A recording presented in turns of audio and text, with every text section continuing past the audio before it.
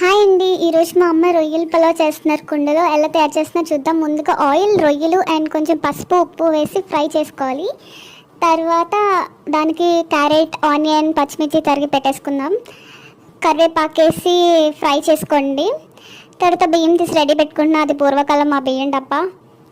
అది తీసి రెడీ పెట్టుకున్న తర్వాత అందులో కట్ చేసుకున్న ఆనియన్స్, పచ్చిమిర్చి, క్యారెట్స్ అన్నీ వేసుకొని తిప్పేసుకోండి బాగా. దాంట్లోనే అల్లం వెల్లుల్లి పేస్ట్ అండ్ ధనియాలు, జీలకర్ర పేస్ట్ కూడా వేసేసి తగినంత కారం కూడా వేసేయండి.